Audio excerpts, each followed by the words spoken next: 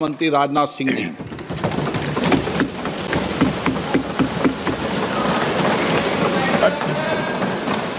अध्यक्ष महोदय, सबसे पहले तो मैं आपके माध्यम से सदन के सभी दलों के मैंने जितने भी हमारे सम्मानित सदस्य हैं उनके प्रति आभार व्यक्त करना चाहता हूं कि ऑपरेशन सिंदूर की जो शानदार कामयाबी हासिल हुई है उस पर चर्चा करने के लिए आज सदन पूरी तरह से तैयार है। अध्यक्ष महोदय, सबसे पहले मैं इस सदन के माध्यम से मैं देश के उन वीर सपूतों को, उन बहादुर सैनिकों को नमन करता हूं जिन्होंने की राष्ट्र की सीमाओं की रक्षा के लिए जब भी आवश्यकता पड़ी है अपना बलिदान देने में वह पीछे नहीं रहे हैं। आज भी वह तैयार हैं और आज भी वह तत्पर हैं। साथ ही मैं उन सैनिकों की स्मृति को भी अध्यक्ष महोदय नमन करता हूं जिन्होंने की भारत की एकता और अखंडता सुनिश्चित करने के लिए अपना सर्वस्व बलिदान कर दिया। मैं पूरे देश की तरफ से सेनाओं के सभी जवानों के प्रति कृतज्ञता व्यक्त करता हूं। अध्यक्ष महोदय, आज मैं आपकी अनुमति से ऑपरेशन सिंदूर से जुड़े कुछ महत्वपूर्ण तथ्यों और विषयों को सदन के समक्ष रखने के लिए यहां खड़ा हूं। अध्यक्ष महोदय, 6 और 7 मई 2025 को भारतीय सेनाओं ने ऑपरेशन सिंदूर के नाम से एक ऐतिहासिक सैन्य कार्रवाई को अंजाम दिया। यह केवल एक सैन्य कार्रवाई नहीं थी बल्कि यह भारत की संप्रभुता, उसकी अस्मिता, देश के नागरिकों के प्रति हमारी जिम्मेदारी और आतंकवाद के खिलाफ हमारी नीति का एक इफेक्टिव और डिसाइसिव डिमॉन्स्ट्रेशन था। अध्यक्ष महोदय, जैसा इस सदन को जानकारी है, 22 अप्रैल 2025 को जम्मू कश्मीर के पहलगाम क्षेत्र में एक अमानवीय और कायराना आतंकी हमला हुआ। इस हमले में हमारे 25 निर्दोष नागरिकों सहित एक नेपाली नागरिक की भी जान गई थी। उन निर्दोष लोगों की जान उनका धर्म पूछ कर लिया गया।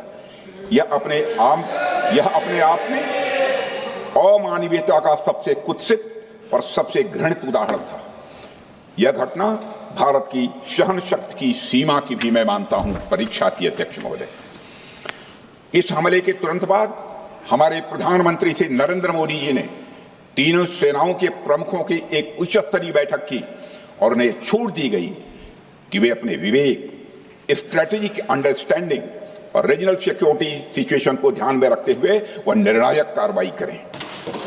इसके बाद हमारे सैन्य नेतृत्व ने न केवल अपनी मैच्योरिटी दिखाई बल्कि उस स्ट्रेटेजिक विजडम का भी परिचय दिया जिसकी उम्मीद भारत जैसी एक रिस्पॉन्सिबल पावर से की जाती है। अध्यक्ष महोदय, ऑपरेशन सिंदूर को अंजाम देने से पहले हमारी सेनाओं ने हर पहलू का बहुत ही गहराई के साथ अध्ययन किया। हमारे पास कई विकल्प थे लेकिन हमने उस विकल्प को चुना जिसमें आतंकवादियों और उनके ठिकानों को अधिकतम नुकसान पहुंचे और जिसमें पाकिस्तान के आम नागरिक को कोई क्षति न होने पाए, इस बात की भी हम लोगों ने चिंता की। अध्यक्ष महोदय, हमारी सेनाओं द्वारा की गई वेल कोऑर्डिनेटेड स्ट्राइक्स ने 9 टेररिस्ट इंफ्रास्ट्रक्चर टारगेट्स को प्रिसीजन के साथ, सटीकता के साथ हिट किया और इस सैन्य कार्रवाई में एक अनुमान के अनुसार 100 से अधिक आतंकवादी, मैं बहुत संभल कर बोल रहा हूं अध्यक्ष महोदय, हमारी फिगर गलत ना होने पाए, फिगर इससे बहुत अधिक है। 100 से अधिक आतंकवादी, उनके ट्रेनर, उनके प्रशिक्षक, उनके हैंडलर, लश्कर ए तोयबा और हिजबुल मुजाहिदीन जैसे आतंकवादी संगठनों से संबंधित थे। ये वही आतंकी संगठन हैं जिन्होंने पाकिस्तान की सेना और ISI का जिन्हें खुला समर्थन प्राप्त है। अध्यक्ष महोदय, 7 मई 2025 को रात्रि 1:05 भारतीय सशस्त्र बलों ने ऑपरेशन सिंदूर प्रारंभ किया जिसमें पाकिस्तान और पाक ऑक्युपाइड कश्मीर में भारत के खिलाफ आतंकी गतिविधियों से जुड़े 9 स्थानों को निशाना बनाया गया। इसमें पीओके के मुजफ्फराबाद में सवाई नाला और सैयदना बिलाल कैंप, कोटली में मस्जिद अब्बास व मसबर रहील शाहिद कैंप, कोटली में गुलपुर कैंप, भिम्बर में बरनाला कैंप, कोटली में अब्बास कैंप और पाकिस्तान के पंजाब प्रांत में बहावलपुर, मुरिदके और सरजाल और मेहमुना जोया शामिल थे। इनमें से 7 आतंकी शिविरों को भारतीय सेना ने पूरी तरह से नष्ट कर दिया था, जबकि भारतीय वायुसेना ने मुरिदके और बहावलपुर को नेस्त नाबूद किया, जो लश्कर-ए-तोयबा और जैशे मोहम्मद के केंद्र हैं। पूरा ऑपरेशन मात्र, अध्यक्ष महोदय, जानकर पूरे सदन को प्रसन्नता होगी कि विदिन 22 मिनट्स पूरा ऑपरेशन समाप्त हो गया और हमने आतंकवादियों को उनके घर में घुसकर मारा। सशस्त्र बलों ने हमारी माताओं और बहनों के सिंदूर का बदला लिया और प्रत्येक भारतीय इस भावना से ओत-प्रोत हो गया। अध्यक्ष महोदय, मैं चाहूंगा कि पूरा सदन एक बार हमारे सेना के बहादुर जवानों के शौर्य और पराक्रम का। अध्यक्ष महोदय, यह सिंदूर की लाली शौर्य की कहानी है। यह सिंदूर की लाली शौर्य की कहानी है, भारत के मस्तक पर वीरता की निशानी है। अध्यक्ष महोदय, सेनाओं ने अंधेरी रात होने के बावजूद हमले की सफलता के स्पष्ट एविडेंस भी जुटाए हैं, साक्ष्य है हमारे पास। अध्यक्ष महोदय, हमले के कुछ ही घंटों के भीतर एक प्रेस रिलीज और मीडिया ब्रीफिंग के माध्यम से इन्हें जनता की जानकारी के लिए जारी कर दिया गया था। मुझे यह पुष्टि करते हुए गौरव की अनुभूति हो रही है कि सशस्त्र बल अपने सभी मिशन ऑब्जेक्टिव्स को पूरा करने में पूरी तरह से सक्षम रहे और साथ ही कामयाब रहे। अध्यक्ष महोदय, 7 मई 2025 को हमले माने 1:35 के तुरंत बाद भारतीय डीजीएमओ ने हॉटलाइन संदेश के माध्यम से पाकिस्तान के डीजीएमओ यानी डायरेक्टर जनरल मिलिट्री ऑपरेशन से संपर्क किया और टेरर इंफ्रास्ट्रक्चर के खिलाफ हमारे हमले के रेशनल और मेथोडोलॉजी के बारे में पूरी जानकारी दी और यह तथ्य भी बताया कि ये हमले एस्केलेटरी नेचर वाले नहीं थे, माने इसको हम आगे नहीं बढ़ाना चाहते। जिन मोहि मारा तीन मोहि मारे। अध्यक्ष महोदय, जिस प्रकार प्रभु हनुमान ने लंका में अपनी रणनीति बनाई थी, उसी प्रकार हमने भी उन्हीं को निशाना बनाया जिन्होंने हमें नुकसान पहुंचाया था। हालांकि पाकिस्तान ने इस रेशनल को समझने से इनकार कर दिया और अगले कुछ दिनों तक सिविलियन और सैन्य ठिकानों पर गोलीबारी करके बड़े पैमाने पर सीज फायर वायलेशन करके स्थिति को एस्केलेट करने की उसने कोशिश की।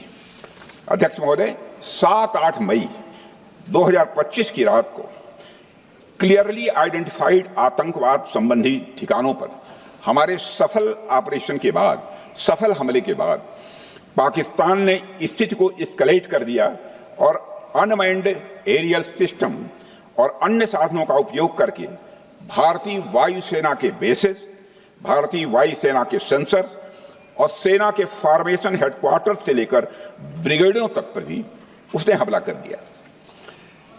हालांकि हमारी इंटीग्रेटेड एयर डिफेंस ग्रिड और काउंटर यूएस ग्रिड ने इन हमलों को सफलतापूर्वक विफल कर दिया। अध्यक्ष महोदय, यस-400 यमारसैन आकाश मिसाइल सिस्टम और एयर डिफेंस गन्स बहुत प्रभावी साबित हुई हैं। अध्यक्ष महोदय, इस एस्केलेशन पर हमारा जवाबी हमला स्विफ्ट, प्रोपोर्शनेट और नवातुला था। अध्यक्ष महोदय, जिसमें 8 मई 2025 को केवल चुनिंदा पाकिस्तानी एयर डिफेंस सिस्टम और सेंसर नेटवर्क को प्रिसीजन गाइडेड मिशन द्वारा म्यूनिशंस द्वारा जो है टारगेट किया गया। अध्यक्ष महोदय, हमारी कार्रवाई पूरी तरह से सेल्फ डिफेंस में थी, न तो वह प्रोवोकेटिव थी और न तो एक्सपेंशनिस्ट थी। पाक द्वारा ये हमले 7 मई 25 से लगातार चले और 10 मई 2025 को रात लगभग 1:30 पर पाकिस्तान ने बड़े पैमाने पर भारत के ऊपर मिसाइल, ड्रोन, रॉकेट और अन्य लॉन्ग रेंज वेपन्स का इस्तेमाल किया। इसके साथ साथ उन्होंने इलेक्ट्रॉनिक वॉरफेयर से जुड़ी टेक्नोलॉजीज का भी सहारा लिया। अध्यक्ष महोदय, उनके निशाने पर हमारे भारतीय वायुसेना के अड्डे, थल सेना के एम्यूनिशन डिपोज, हवाई अड्डे और मिलिट्री कैंट थे। अध्यक्ष महोदय, यह कहते हुए मुझे गौरव की अनुभूति हो रही है कि हमारे air defence system, counter drone system और इलेक्ट्रॉनिक इक्विपमेंट्स ने पाकिस्तान के इस हमले को पूरी तरह से नाकाम कर दिया। पाकिस्तान हमारे किसी भी टारगेट को हिट नहीं कर पाया अध्यक्ष महोदय, और हमारे किसी भी इंपॉर्टेंट एसेट को नुकसान नहीं हुआ है। हमारी सुरक्षा व्यवस्था अध्यक्ष महोदय चाक चौबंद थी और हर हमले को हम लोग रोका गया। मैं इसके लिए भारतीय सेना के बहादुर सैनिकों की जमकर सराहना करता हूं, जिन्होंने दुश्मन के हर मंसूबे पर पानी फेर दिया। और अपने प्रतिपक्ष के मित्रों से भी कहना चाहता हूं, एक बार फिर से भारत के सेना के जवानों का कम से कम मेज थपथपाकर उनका अभिनंदन करिए। बहुत बहुत धन्यवाद। बहुत बहुत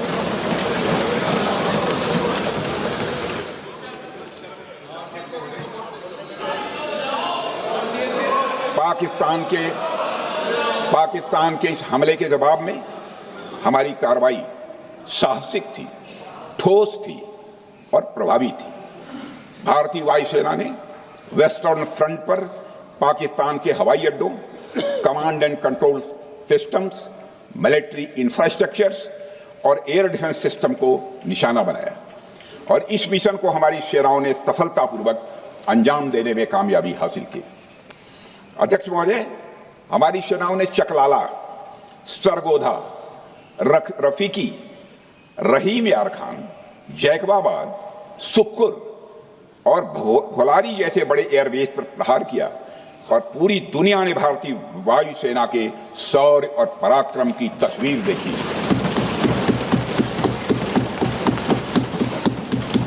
अध्यक्ष महोदय, ऑपरेशन सिंदूर ट्राई सर्विसेज कोऑर्डिनेशन का एक बेमिसाल उदाहरण था। जब भारतीय वायुसेना ने आसमान से हमले किए, हमारी थल सेना ने जमीन पर मोर्चा संभाल लिया। हमारे जवान नियंत्रण रेखा पर पूरी ताकत से डटे रहे और पाकिस्तान की हर हरकत का करारा जवाब दिया। अध्यक्ष महोदय, भारतीय नौसेना ने भी, लोग पूछते हैं भारतीय नौसेना का क्या रोल था, भारतीय नौसेना ने भी उत्तरी अरब सागर में अपनी तैनाती मजबूत कर दी। भारतीय नौसैनिकों ने पाकिस्तान को यह साफ संदेश दिया कि हम समुद्र से लेकर जमीन तक पाकिस्तान के हर महत्वपूर्ण ठिकानों पर प्रहार करने में न केवल सक्षम हैं बल्कि हम तैयार हैं। अध्यक्ष महोदय, इस ऑपरेशन का मकसद टेररिस्ट कैंप्स और उनके सपोर्टर्स को टारगेट करना, उन्हें नेस्त नाबूद करना था और यह साफ संदेश देना था कि भारत आतंकवाद के विरुद्ध जीरो टॉलरेंस रखता है। भारत ने कार्रवाई इसलिए रोकी क्योंकि कॉन्फ्लिक्ट के पहले और उसके दौरान जो भी पॉलिटिकल और मिलिट्री ऑब्जेक्टिव्स तय किए गए थे उसे हम पूरी तरह से हासिल कर चुके थे। इसलिए यह कहना, यह मानना कि यह ऑपरेशन किसी दबाव में रोका गया था, यह बेबुनियाद है और सरासर गलत है। अध्यक्ष,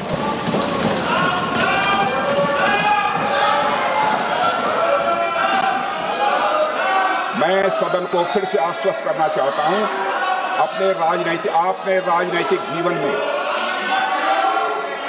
अध्यक्ष महोदय,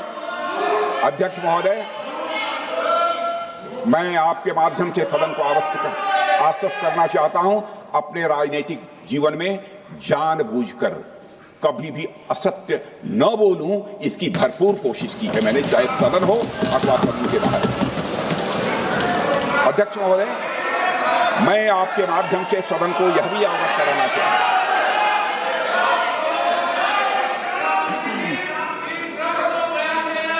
प्लीज बैठिए। आप क्यों खड़े? अध्यक्ष महोदय, मैं आपके माध्यम से सदन को यह भी अवगत कराना चाहूंगा कि सीमा पार करना या वहां की टेरिटरी कैप्चर करना इस ऑपरेशन का उद्देश्य नहीं था। ऑपरेशन सिंदूर प्रारंभ करने का मकसद था अध्यक्ष महोदय उन टेरर नर्सरीज को खत्म कर देना जिन्हें पाकिस्तान ने बरसों से पाला पोसा हुआ। और यह ऑपरेशन उन मासूम परिवारों को न्याय दिलाने के लिए लॉन्च किया गया था जिन्होंने पाक स्पॉन्सर्ड टेररिस्ट अटैक्स में अपने प्रियजनों को खोया था। हमारी सेनाओं ने सिर्फ उनको टारगेट किया जो इन आतंकियों को सपोर्ट करते हुए भारत पर हमला करने की कोशिश में लगातार शामिल थे। अध्यक्ष महोदय, ऑपरेशन सिंदूर का ओवरऑल पॉलिटिको मिलिट्री ऑब्जेक्टिव यह था कि आतंकवाद के रूप में प्रॉक्सी वार लड़ रहे पाकिस्तान को सजा दी जाए और इसी वजह से आर्म फोर्सेस को पूरी आजादी दी गई थी कि वे अपने टारगेट खुद चुनें और करारा जवाब दें। और इस ऑपरेशन का उद्देश्य कोई भी युद्ध छेड़ना नहीं था बल्कि फोर्स के डिमॉन्स्ट्रेटिव यूज से एडवर्सरी को झुकने के लिए मजबूर करना था। 10 मई की सुबह जब भारतीय वायुसेना ने पाकिस्तान की मल्टीपल एयरफील्ड्स पर करारा प्रहार किया तो पाकिस्तान ने हार मान ली है अध्यक्ष महोदय, और हॉस्टिलिटी रोकने की कोशिश की। अब रोक दीजिए महाराज। उन्होंने एक कोशिश की, हमारे डीएमओ से बात की, महाराज अब रोक दीजिए, बहुत हो गया। यह पेशकश इस कैबिनेट के साथ स्वीकार की गई थी। सुने, रुकिए तो रुकिए, बता दूंगा, बता दूंगा, अब बैठ तो आपको मौका मिलेगा। यह क्यों रुका इसका पहले ही मैं पूरी तरह से वर्णन कर चुका हूं अध्यक्ष महोदय। मैं नेता प्रतिपक्ष को बहुत सम्मान के साथ कहना चाहता हूं कि कृपया एक बार मेरा पूरा भाषण पूछ लें। आपको प्रश्न पूछने की पूरी आजादी है, आप पूछ सकते हैं, मैं उसका उत्तर दूंगा। अध्यक्ष महोदय, 10 मई की सुबह जब भारतीय वायुसेना ने पाकिस्तान की मल्टीपल एयरफील्ड्स पर करारा प्रहार किया तो पाकिस्तान ने हार मान ली और हॉस्टिलिटी रोकने की उन्होंने पेशकश की। यह पेशकश इस कैबिनेट के साथ स्वीकार की गई हम लोगों के द्वारा कि यह ऑपरेशन केवल पाज किया गया है, स्थगित किया गया है। यह ऑपरेशन समाप्त नहीं हुआ है अध्यक्ष महोदय। अगर पाकिस्तान की ओर से भविष्य में कोई भी मिस एडवेंचर हुआ तो यह ऑपरेशन अध्यक्ष महोदय, मैं सदन को आश्वस्त करना चाहता हूं, दोबारा प्रारंभ हो।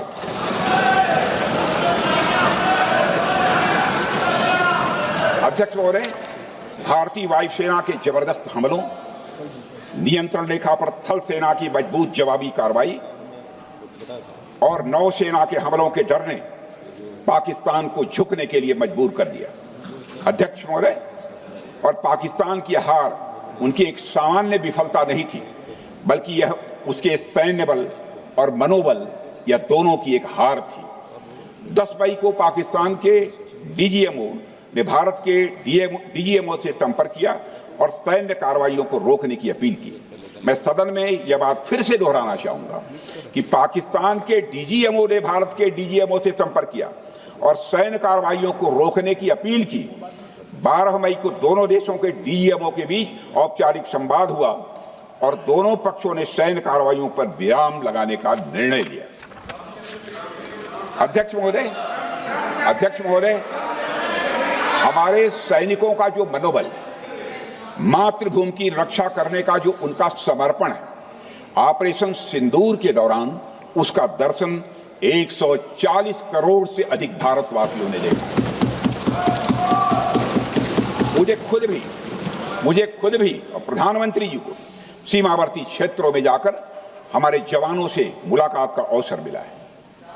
अध्यक्ष महोदय, श्रीनगर के मिलिट्री बेस पर, भुज के एयरबेस पर, उधमपुर के कमांड सेंटर पर, हर जगह प्रत्यक्ष मैंने अपनी आंखों से देखा कि हमारे सैनिकों का मनोबल अपनी पूरी बुलंदी पर था। उनकी आंखों में विश्वास है और उनका संकल्प अडिग है। वे न केवल भारत की सीमाओं की रक्षा कर रहे हैं, बल्कि हमारे राष्ट्रीय स्वाभिमान की भी अध्यक्ष महोदय रक्षा कर रहे हैं। अध्यक्ष महोदय, किसी भी देश में जनता सत्ता पक्ष को और विपक्ष को अलग अलग दायित्व सौंपती है, दोनों को अलग अलग दायित्व, और हेल्दी डेमोक्रेसी में तो स्वाभाविक है।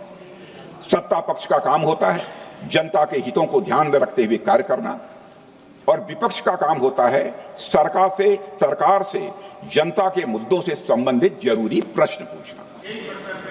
ऑपरेशन सिंदूर क्यों शुरू किया गया, इसकी जानकारी पहले भी दी गई है और आज भी मैंने सदन को दी है।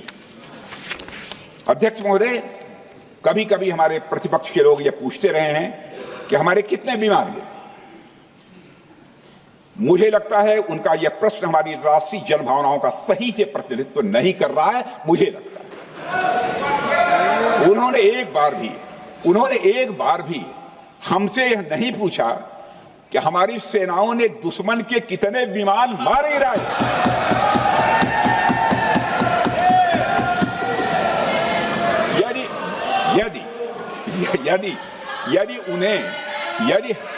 यदि उन्हें प्रश्न पूछना ही है अध्यक्ष महोदय, तो उनका प्रश्न यह होना चाहिए, क्या भारत ने आतंकवादी ठिकानों को तबाह किया? तो उसका उत्तर है हाँ।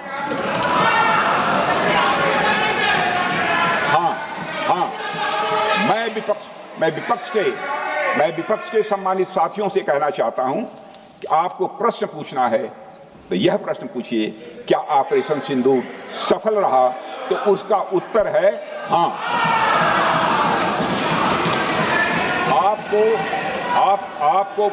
आपको प्रश्न पूछना है तो यह प्रश्न पूछिए कि जिन आतंकियों ने हमारी बहनों, हमारी बेटियों का सिंदूर मिटाया, क्या हमारी सेनाओं ने ऑपरेशन सिंदूर में उन आतंकियों के आकाओं को मिटाया? तो इसका उत्तर है हाँ। और आपको प्रश्न पूछना है तो यह पूछिए कि इस ऑपरेशन में क्या हमारे जाबाज सैनिकों को कोई क्षति हुई है? तो उसका उत्तर है नहीं। अध्यक्ष महोदय, लक्ष्य जब बड़े हो तो अपेक्षाकृत छोटे मुद्दों पर हमारा ध्यान नहीं जाना चाहिए। लक्ष्य बड़े हों तो छोटे मुद्दों पर, अपेक्षाकृत जो छोटे मुद्दे होते हैं कंपैरेटिवली, उन पर ध्यान नहीं जाना चाहिए, क्योंकि छोटे मुद्दों पर ही ध्यान देते रहने से देश की सुरक्षा और सैनिकों के सम्मान और उत्साह जैसे बड़े मुद्दों से ध्यान हट सकता है, जैसा कि विपक्ष के हमारे कुछ साथियों के साथ हो रहा है। अब चूंकि विपक्ष के मित्र ऑपरेशन सिंदूर को लेकर उचित प्रश्न नहीं पूछ पा रहे हैं, तो उन्हें मैं क्या बताऊं अध्यक्ष महोदय। मैं लगभग 4 डिकेड से अधिक समय से राजनीति में, सत्ता पक्ष हो या विपक्ष हो, अपनी पार्टी हो या दूसरी पार्टी हो, कभी भी किसी के साथ दलगत राजनीति को मैंने शत्रुतापूर्ण तरीके से जिंदगी में नहीं देखा है मैंने अध्यक्ष महोदय। इसलिए आज अगर विपक्ष प्रश्न पूछने में असफल है, मैं विपक्ष को उनके इस काम में थोड़ी सी मदद करना चाहता हूं। अध्यक्ष महोदय, मैं विपक्ष के अपने सम्मानित साथियों से कहना चाहता हूं कि यदि आज हम लोग सत्ता पक्ष में हैं, तो ऐसा नहीं है कि हम हमेशा सत्ता पक्ष में ही रहेंगे। यह आवश्यक नहीं है, किसी के लिए आवश्यक नहीं। एक लंबा समय हमने विपक्ष का काम किया है, एक लंबा समय हमने सरकारों से सवाल पूछने में लगाया है। जनता ने जब हमें विपक्ष में रहने का दायित्व सौंपा था, तो हमने विपक्ष में रहकर विपक्ष की भूमिका को बड़े ही सकारात्मक तरीके से निभाया भी। अध्यक्ष महोदय, विपक्ष में रहकर हमने कैसे प्रश्न पूछे, इसके कुछ उदाहरण मैं यहां रखना चाहता हूं। 1962 में अध्यक्ष महोदय, चीन के साथ हुए युद्ध में जब दुखद परिणाम आया, तो हमने उस समय की सरकार से यह पूछे थे, लेकिन वह प्रश्न यह था कि हमारे देश की धरती पर दूसरे देश का कब्जा कैसे हुआ। हमने यह प्रश्न पूछा था कि हमारी सेना और हमारी जनता अपमानित क्यों हुई। हमने यह प्रश्न पूछा था कि बड़ी संख्या में हमारे सैनिक हताहत कैसे हुए। हमने यह प्रश्न नहीं पूछा कि हमारे टैंक, हमारी मशीनें, हमारी बंदूकें क्यों ध्वस्त हो गई। यह प्रश्न हम लोगों ने नहीं पूछा। मशीनों और तोपों की चिंता न करके, मशीनों और तोपों की चिंता न करके अध्यक्ष महोदय, हमने देश की टेरिटरी की चिंता की, हमने देश के सैनिकों की। इसी तरह 71 के युद्ध में, 71 के युद्ध में जब हमने पाकिस्तान को सबक सिखाया, मैं उस समय की सरकार को मैं बधाई देना चाहता हूं। हमने अपने राजनीतिक और सैन्य नेतृत्व की प्रशंसा की। हमने ये नहीं देखा कि किस दल की सरकार है, किस विचारधारा की सरकार है, इसकी चिंता नहीं की कभी। हमारे नेता अटल बिहारी वाजपेयी ने संसद में खड़े होकर उस समय के नेतृत्व की प्रशंसा की थी। हमने इस बात की खुशी जाहिर कि हमने अपने शत्रु को सबक सिखाया। हमने उस दौरान यह प्रश्न नहीं पूछा कि सबक सिखाने के दौरान में भारत के कितने प्लेन्स गिरे, भारत के कितने इक्विपमेंट्स बर्बाद हुए। यह प्रश्न अध्यक्ष महोदय उस समय भी हम लोगों ने नहीं पूछा। अध्यक्ष महोदय, यदि मैं इसे और भी प्रैक्टिकल तरीके से समझाऊं, तो किसी भी परीक्षा के परिणाम में रिजल्ट मैटर करता है। यदि किसी परीक्षा में कोई बच्चा अच्छे मार्क्स लेकर आ रहा है तो हमारे लिए उसके मार्क्स मैटर करने चाहिए। हमें इस बात का ध्यान नहीं रखना चाहिए कि एग्जाम के दौरान उसकी पेंसिल टूट गई थी या उसकी पेन खो गई।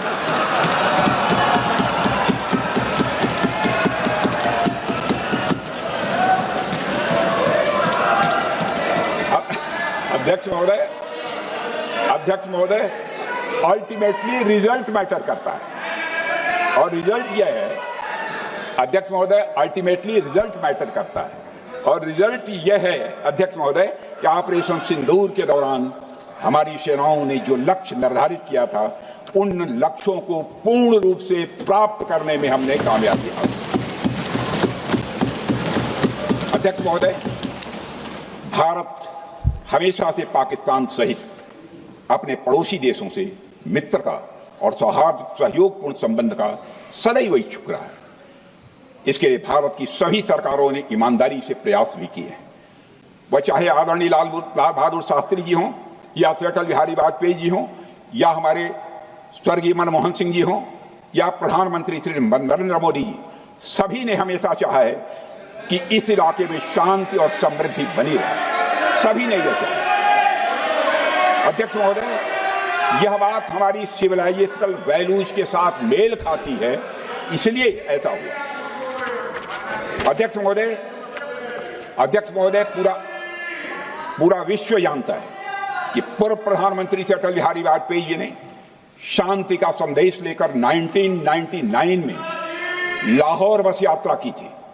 वह सिर्फ एक यात्रा नहीं थी, वह यात्रा भारत की संस्कृति और शांति की प्रतीक थी।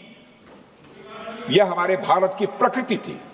लाहौर पहुंचकर से अटल बिहारी वाजपेयी जी ने मीनारे पाकिस्तान पर विजिटर्स बुक में जो लिखा था, जिसका जिक्र लोग आज भी करते हैं, और उन्होंने लिखा था, उसकी मैं चर्चा करता हूं। उन्होंने लिखा था कि मीनारे पाकिस्तान से मैं पाकिस्तान की जनता को यह विश्वास दिलाना चाहता हूं कि भारत अस्थायी शांति और मित्रता का आकांक्षी है।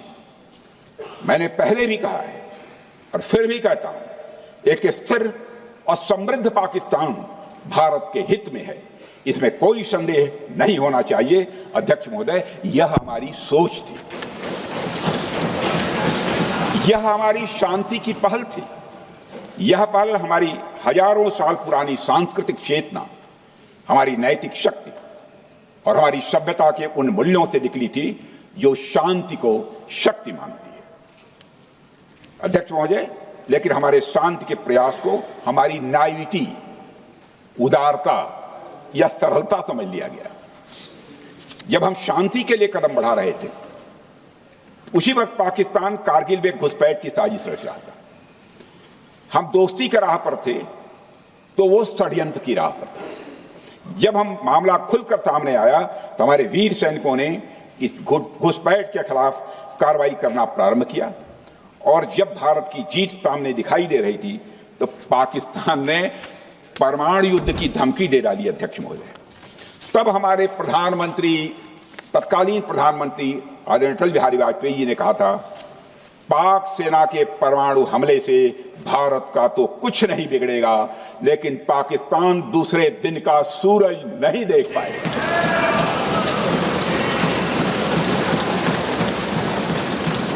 यानी अटल जी जो शांति का पैगाम लेकर गए, वही अटल जी शक्ति का भी परिचय देने में तनिक भी नहीं हिचके। यही है भारत। अध्यक्ष महोदय, यह सामर्थ्य का उद्घोष था। यह एक स्पष्ट संदेश था कि भारत शांति चाहता है, लेकिन अगर कोई हमारी संप्रभुता को चुनौती देगा तो उसका जवाब भी उतनी ही दृढ़ता से दिया जाएगा। अध्यक्ष महोदय, 2015 में जब हमारे प्रधानमंत्री मोदी जी ने लाहौर जाकर नवाज शरीफ से मुलाकात की, तो भारत ने फिर से दोस्ती का हाथ बढ़ाया।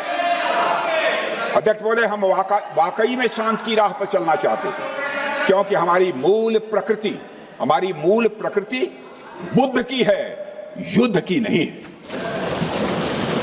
हमारी सरकार ने भी पाकिस्तान के साथ शांति स्थापित करने के अनेक प्रयत्न किए हैं, लेकिन बाद में हमने 2016 में सर्जिकल स्ट्राइक से, 2019 में बालाकोट में एयर स्ट्राइक से और 2025 के ऑपरेशन सिंदूर से हमने शांति स्थापित करने का दूसरा रास्ता अपनाया है। अध्यक्ष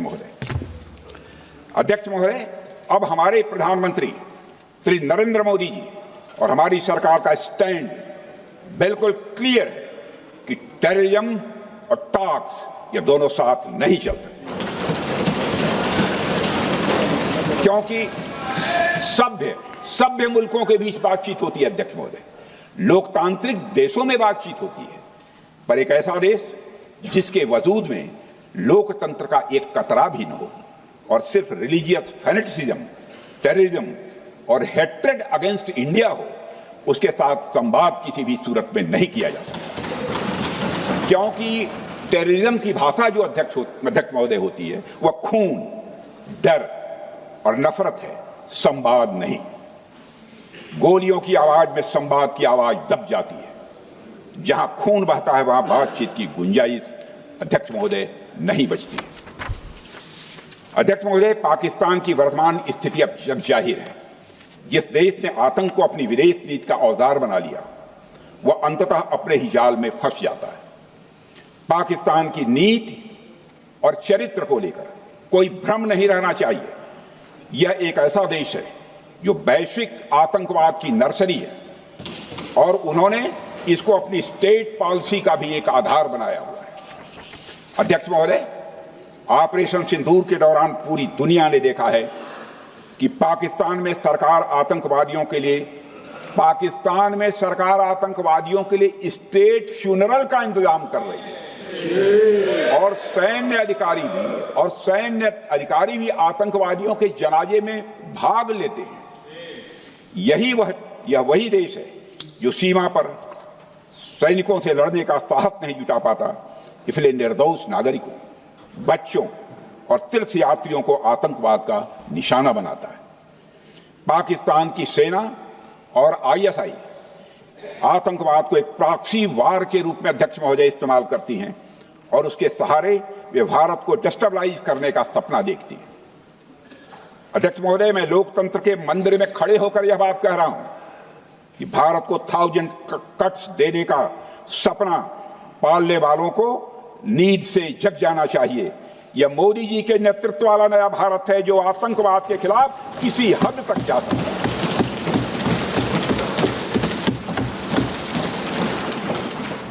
अध्यक्ष महोदय, आप भारत का इतिहास जानते हैं। देखिए, हमने कभी भी किसी की 1 इंच जमीन पर आज तक कभी कब्जा नहीं किया है। हम यह भी जानते हैं कि युद्ध अपनी बराबरी वालों से करना चाहिए। ऐसा गोस्वामी तुलसीदास जी ने लिखा है और गोस्वामी तुलसीदास जी कहते हैं कि नीति ऐसी ही होनी चाहिए, प्रीति और बैर बराबरी वाले से ही करनी चाहिए। शेर यदि मेढकों को मारे तो उसका बहुत अच्छा संदेश नहीं आता है अध्यक्ष महोदय। और अध्यक्ष महोदय, हमारे देश की सेना शेर है।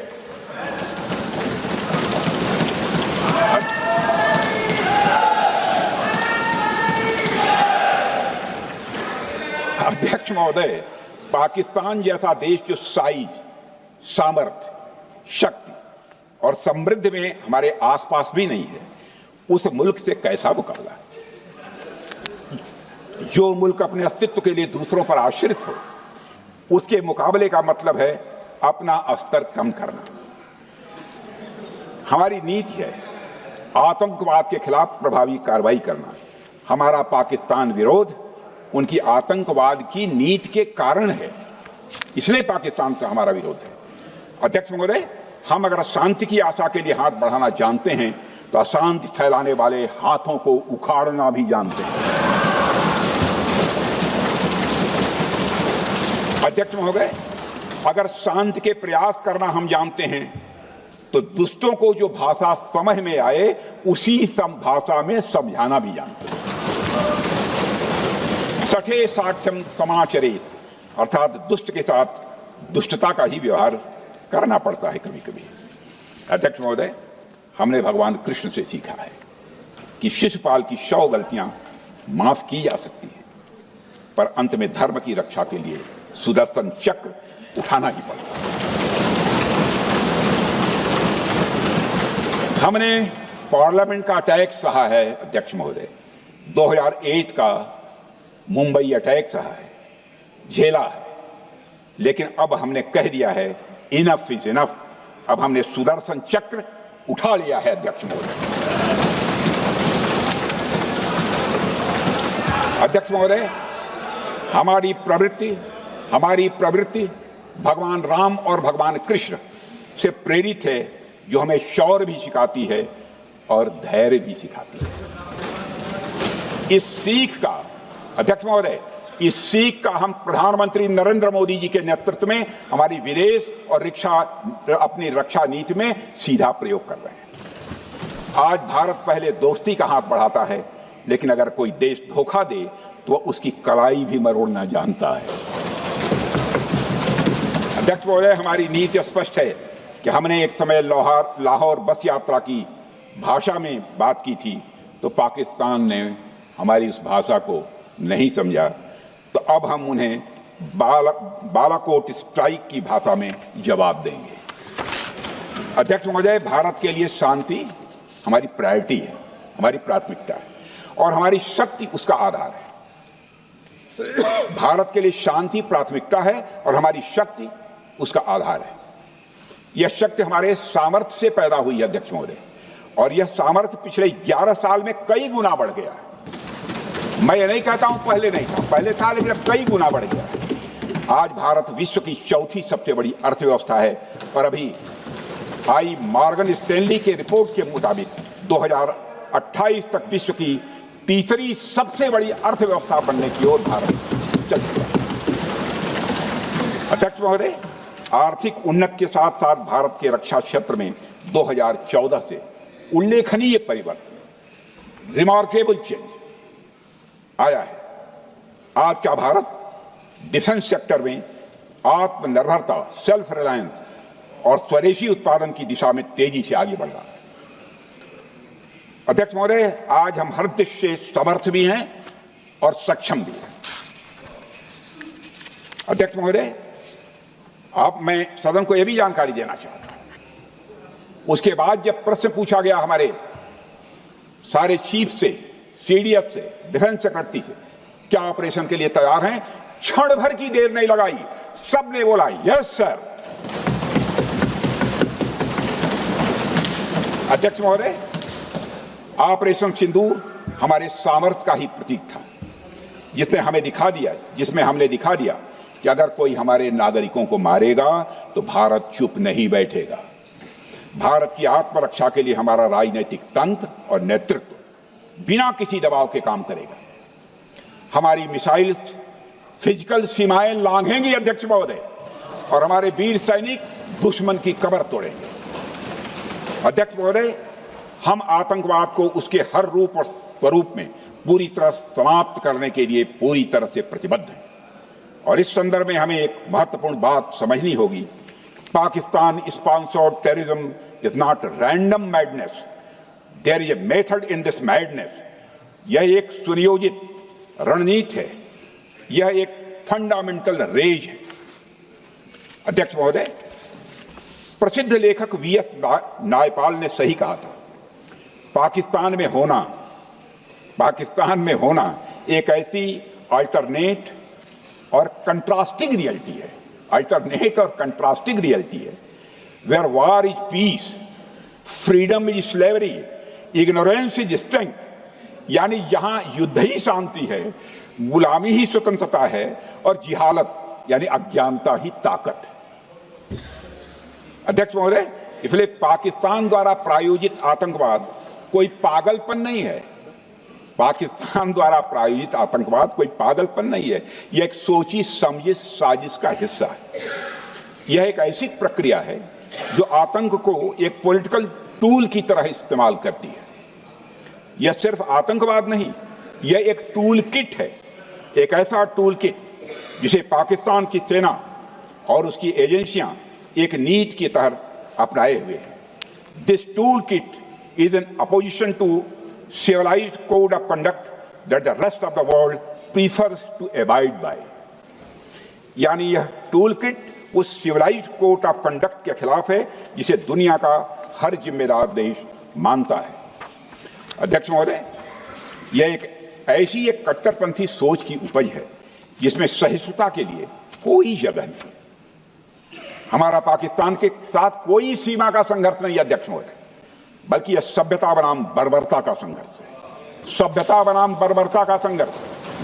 पाकिस्तान के हुक्मरान जानते हैं कि उनके सैनिक युद्ध के मैदान में भारत से नहीं जीत सकते, इसलिए वे आतंक को पालते हैं, पालते ही नहीं उन्हें प्रशिक्षण देते हैं और फिर दुनिया के सामने खड़े होकर निर्दोष बनने की कोशिश करते हैं।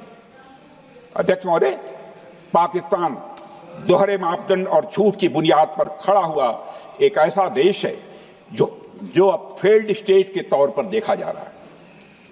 भारत ने ऑपरेशन सिंदूर के जरिए पूरी दुनिया को दिखा दिया है कि हम इस आतंकवाद के गंदे खेल को जड़ से समाप्त करने का संकल्प ले चुके हैं।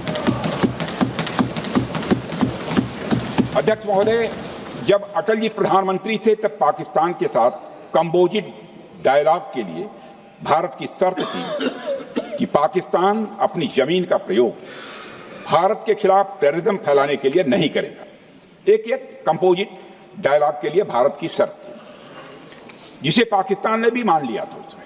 लेकिन दुर्भाग्य से 2009 में शर्म शेख में तत्कालीन सरकार ने एक बड़ी भूल की, जब कंपोजिट डायलॉग प्रोसेस से पाकिस्तान प्रायोजित आतंकवाद को डीलिंक कर दिया गया।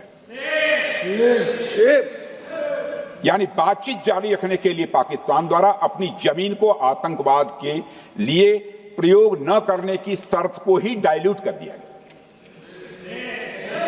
मैं मानता हूं यह भारत की स्ट्रेटेजिक पोजीशनिंग को कमजोर करने वाला एक कदम था।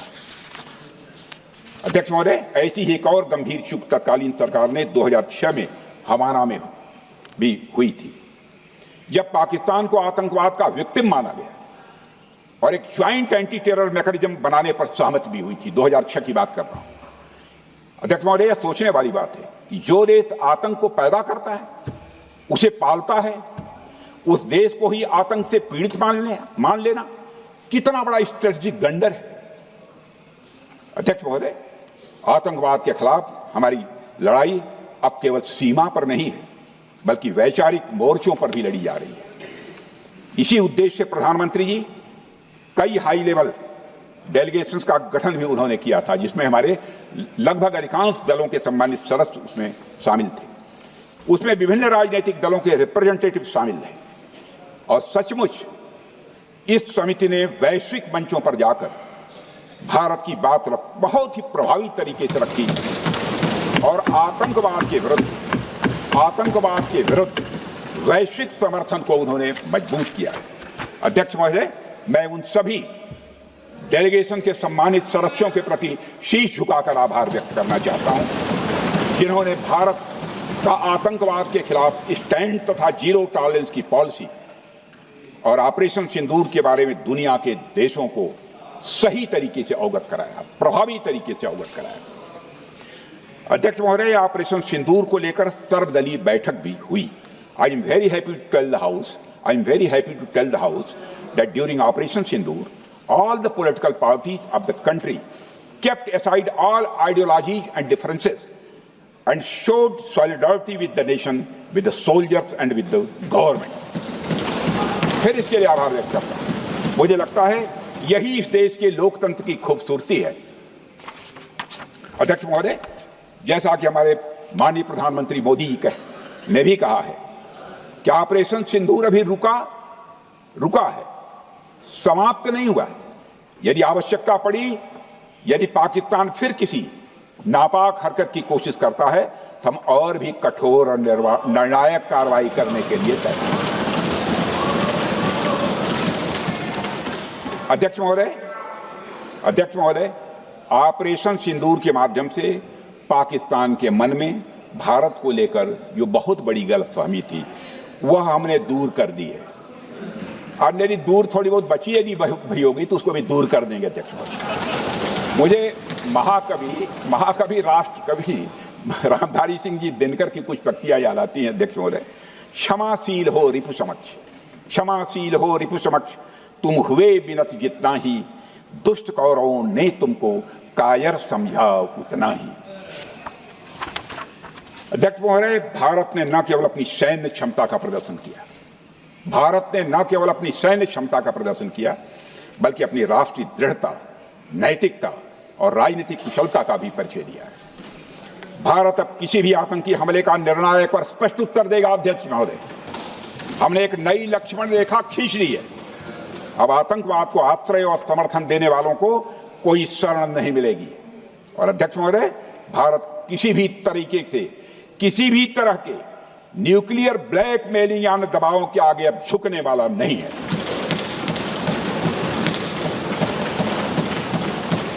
अध्यक्ष महोदय, ऑपरेशन सिंदूर के माध्यम से जो हमने किया और उससे पहले सर्जिकल स्ट्राइक और एयर स्ट्राइक के जरिए जो संदेश दिया गया वह बहुत पहले ही हो जाना चाहिए, लेकिन जो होता है समय पर ही होता है। अध्यक्ष महोदय, हमारी सरकार ने आतंकवाद के खिलाफ हमारी जीरो टॉलरेंस की नीति को दुनिया के हर मंच पर पूरी तरह से स्पष्ट कर दिया है और हम उस पर कोई समझौता किसी भी सूरत में नहीं करने वाले हैं। अभी कुछ सप्ताह पहले मुझे शंघाई कोऑपरेशन ऑर्गेनाइजेशन की डिफेंस मिनिस्टर्स मीटिंग में जाने का अवसर मिला था। वहां जो डिक्लेरेशन तैयार किया जा रहा था उसमें आतंकवाद पर भारत का स्टैंड डाइल्यूट हो रहा था। हमने साफ कह दिया कि जब तक आतंकवाद के मुद्दे पर भारत का स्टैंड रखा नहीं जाएगा, हम किसी ज्वाइंट स्टेटमेंट पर साइन नहीं करेंगे और इसकी वजह से वहां कोई ज्वाइंट स्टेटमेंट नहीं आया।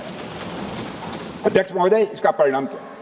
अब देखिए, हमारे प्रधानमंत्री जी ब्रिक्स की बैठक में ब्राजील गए, करिश्मा किया है हमारे प्रधानमंत्री।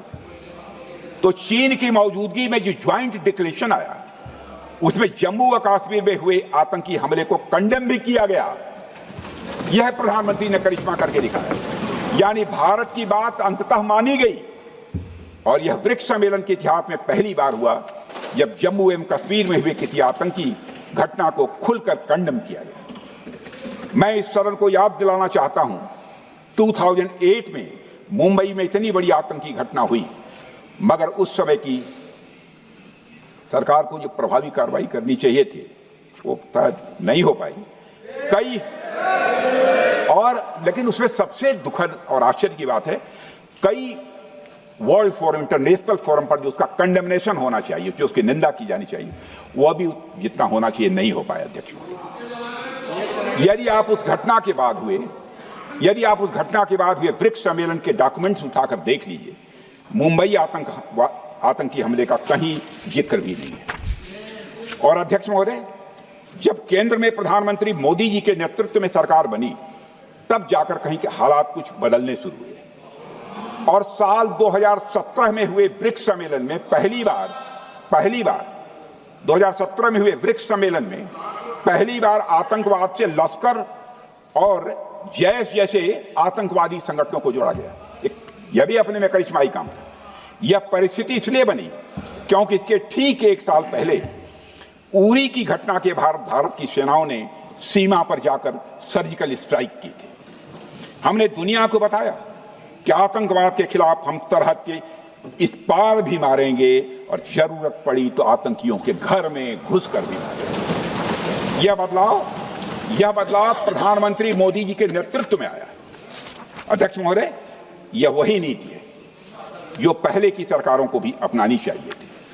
उन सरकारों को जिनके शासनकाल में भारत ने सबसे भीषण आतंकी हमलों का सामना किया, जिनमें 2008 का मुंबई हमला आज भी हर हिंदुस्तानी के जेहन में बैठा हुआ है, जिंदा है, एक न भूलने वाली त्रासदी के रूप में जिंदा है। अध्यक्ष महोदय, मैं श्री प्रणब मुखर्जी जी ने अपनी किताब द कोलिशन ईयर्स में लिखा है, मेरे पास है भी वो, कोलिशन ईयर्स में लिखा है कि जब मुंबई अटैक हुआ था, प्रणब ने लिखा है, जब मुंबई अटैक हुआ था, India had evidence that the terrorist came from Karachi port. Pakistan के नॉन स्टेट एक्टर्स के बहाने पूरी दुनिया में को पूरी दुनिया में कोई मान नहीं रहा था। उन्होंने लिखा है प्रणब ने, and I quote, amid heated debates within the cabinet, there was a demand for military intervention which I rejected. यह उन्होंने लिखा, मैंने नहीं लिखा है, अनकोट। अध्यक्ष महोदय, भारतीय विदेश सेवा के एक वरिष्ठ अधिकारी ने भी अपनी किताब में इस बात की पुष्टि की है, जिनका नाम है अजय बिसारिया, और वो शायद फॉरेन सेक्रेटरी थे, कि मुंबई हमले के तुरंत बाद एक उच्च स्तरीय बैठक हुई थी जिसमें तत्कालीन विदेश मंत्री प्रणब ने पूछा व्हाट शुड बी डन। तो विदेश सचिव शिवशंकर मेनन जी ने सुझाव दिया कि भारत मोरदके में लश्कर तोयबा के मुख्यालय पर क्रूज मिसाइल से हमला कर सकता है। यह सुनकर प्रणब ने चश्मा उतारकर साफ किया और सभी अधिकारियों को धन्यवाद देकर बैठक समाप्त कर दी। अध्यक्ष महोदय, उस समय की सरकार ने जो सही समझा वो किया, पर मैं मानता हूं कि अगर तब की सरकार ने भी 2016 सर्जिकल स्ट्राइक, 2019 एयर स्ट्राइक जैसे निर्णायक और कठोर कदम उठाए होते तो पाकिस्तान की स्ट्रेटजिक कैलकुलस बदल सकती थी। एक पावरफुल और डिसाइसिव एक्शन पाकिस्तान और उनकी सेना के द्वारा इस 500 टेररिस्ट ऑर्गेनाइजेशंस के लिए बड़ा डिसइंसेंटिव साबित हो सकती थी। अध्यक्ष महोदय, 2008 में मुंबई हमलों के बाद उस समय की सरकार ने सिर्फ बातचीत का मार्ग चुना था। मैं स्पष्ट करना चाहता हूं, यह कोई आलोचना नहीं है अध्यक्ष महोदय, न उस सरकार की, न उस समय के प्रधानमंत्री की, और न ही उन नेताओं की। उस समय की लीडरशिप को जो सही लगा उन्होंने वह निर्णय लिया। अध्यक्ष महोदय, बस मैं इतना ही कहना चाहता हूं कि आज का भारत अलग सोचता है और अलग तरीके से काम करता है। हमारा मानना है यह आपका प्रतिद्वंदी आतंक को रणनीति बना चुका हो और बातचीत की भाषा नहीं समझता हो तो standing firm and being decisive के अलावा कोई विकल्प नहीं बचता है। अध्यक्ष महोदय, आज हमारे प्रधानमंत्री मोदी जी के नेतृत्व में भारत वह देश नहीं रहा जो पहले था। Today doziers have been replaced by decisive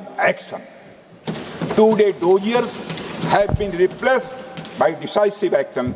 आज भारत सहता नहीं है, भारत जवाब देता है। अध्यक्ष महोदय, आज भारत आतंक की जड़ तक जाता है और उसे उखाड़ फेंकने का सामर्थ्य रखता है। अध्यक्ष महोदय, मैं इस सदन को और देश की जनता को यह विश्वास दिलाना चाहता हूं कि हमारी सरकार, हमारी सेनाएं और हमारी लोकतांत्रिक संस्थाएं सब मिलकर, हम और ये सारे लोग सभी मिलकर देश की एकता, अखंडता और सुरक्षा के लिए जो भी कदम उठाना आवश्यक होगा वह कदम उठाएंगे और उसके प्रति हम पूरी तरह से कमिटेड हैं। अध्यक्ष महोदय, अंत में मैं केवल इतना ही कहना चाहता हूं, यह समय एकजुट होकर अपनी सुरक्षा, संप्रभुता और आत्मसम्मान की रक्षा के संकल्प को और अधिक मजबूत करने का है। हमें यह याद रखना होगा कि हमारी सामाजिक और राजनीतिक एकता ही यह हमारी सबसे बड़ी ताकत है। अध्यक्ष महोदय, आतंकवाद को समर्थन देने वालों को यह स्पष्ट संदेश चला गया है कि भारत अपनी मातृभूमि की रक्षा के लिए पूरी तरह से संकल्पबद्ध है। आइए हम सभी दलगत भाव से ऊपर उठकर संगवरध्वम के मंत्र से प्रेरणा लेकर एक साथ खड़े हो जाएं और हम इस राष्ट्रीय संकल्प को मजबूत करें। यही हम सबका राष्ट्रीय दायित्व है। और इन्हीं शब्दों के साथ अध्यक्ष महोदय, आपने मुझे विचार रखने का अवसर दिया, आपके प्रति आभार व्यक्त करते हुए और अपने सभी सम्मानित सदस्यों के प्रति धन्यवाद व्यक्त करते हुए अपना निवेदन समाप्त करता हूँ। सबने शांतिपूर्वक बात की। श्री